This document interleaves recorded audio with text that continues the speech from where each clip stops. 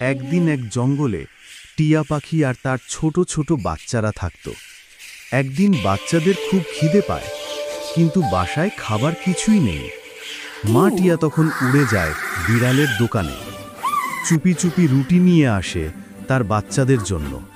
কিন্তু বিড়াল দেখে ফেলে। টিয়া ভয় পায় না, সে দ্রুত উড়ে গিয়ে বাচ্চাদের মুখে রুটি দেয়। বাচ্চারা খুশিতে চেঁচিয়ে ওঠে, মা টিয়া তুমি সেরা।